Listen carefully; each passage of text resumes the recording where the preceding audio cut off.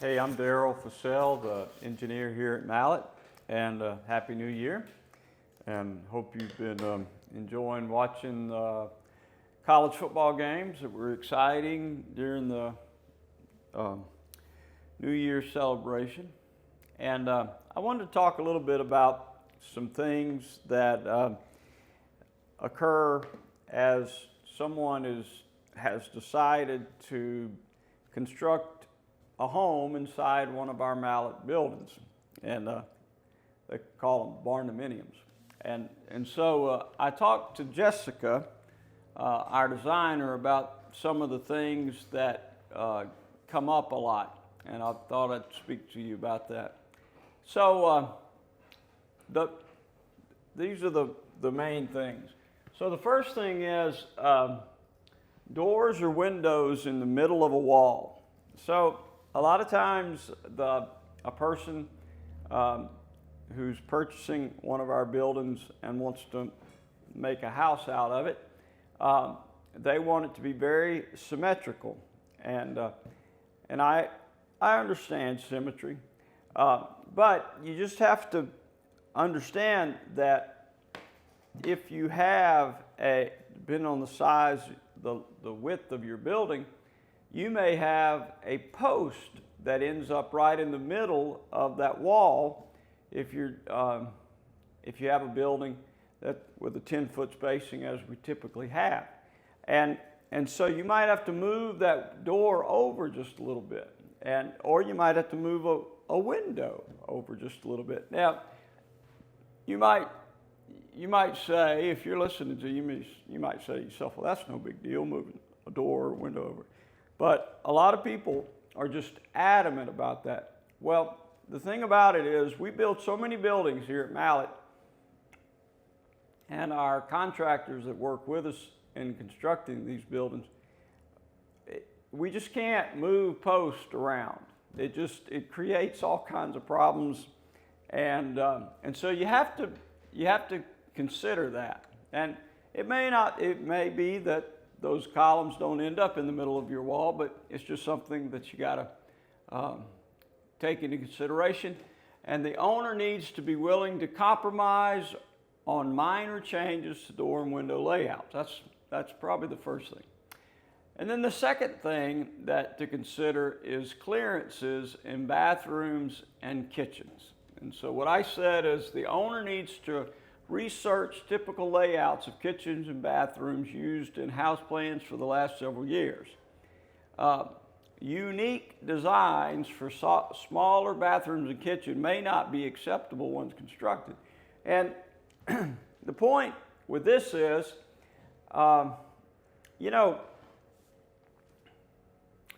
everybody's got unique ideas, and I understand that. And but there are literally thousands of house plans on the internet, and some of these house plans on the internet have been built and built and built. There are typical kitchen layouts and typical bathroom layouts that work, and so you don't want to end up sitting on the toilet and brushing your teeth. It's just a small bathroom. And you don't want to end up not being able to open your refrigerator door. And so it's just something to take into consideration. It's something, when a person wants to build a barndominium, they have to be willing to put in some of the research and some thought and some consideration with their ideas. And a lot of times people will kind of have an attitude, well, it's a big building, it'll all work out. But when you build a house, there are several pinch points, I guess is one way to say it. And the bathrooms in the kitchen can be a pinch point. And so it's something that you really have to carefully consider. And so the next thing is interior door sizes. this phrase, aging in place, which means staying in your house for 30 years. And maybe you move in when you're a healthy, fit 40, and you stay in your house till you're a not so healthy 70. And all of a sudden, you're in a wheelchair. Well, 36-inch doors are really required to maneuver in a wheelchair. 32-inch doors also will work, but it's just something to consider. 24-inch doors, not so much. And so that's something that you need to consider. Another thing is the clearance between doors and windows. If a window is within 24 inches of a door, it needs to be tempered. And I'll show you that in a minute. The other one is post spacing on the wings. There again, shouldn't be a big deal, but we typically set the post on the wings at 10 feet. And sometimes people, they don't like a post being in front of a window because they don't want to look out the window and see the 6-inch post. And that's the thing. And so it's just something to consider. And then consideration for roll-up doors on the wings. Now, so in regards to this thing with the windows being tempered, you know, we at Mallett don't come up with these rules that we live by.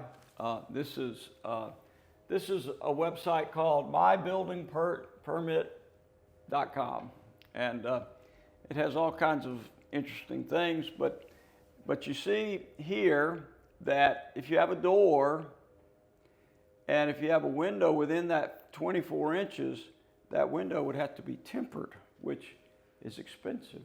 And so it's just something you have to consider. Code issues like that, you just have to consider them because it has to be done. You can't get your building permit.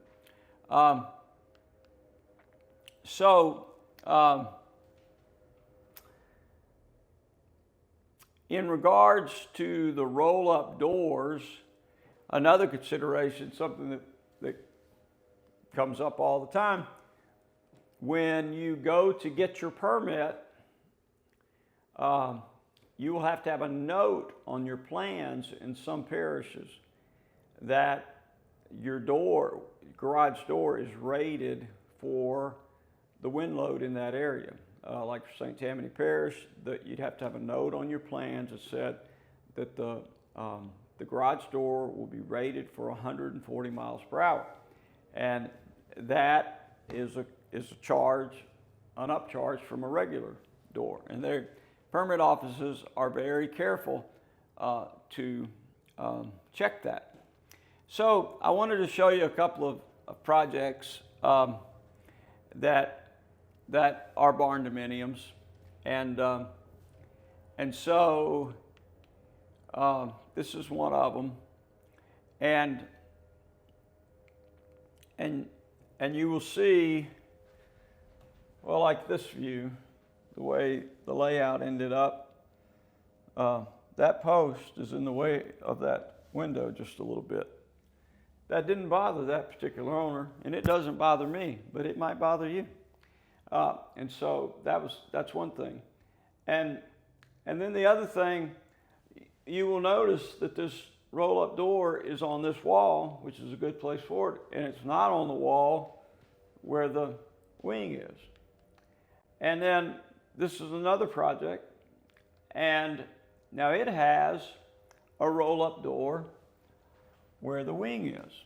And so there's a note on the plans that says it's a 10 by 10 roll-up door with a 9-foot clearance.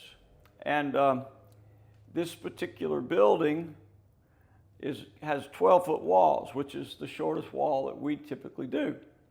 And so here you have a 12-foot building with a wing with a door that provides 9 foot of clearance, which is plenty of clearance for the typical pickup truck. Because most roll-up doors have, in a residential, in a regular house, are 8 foot tall. And so,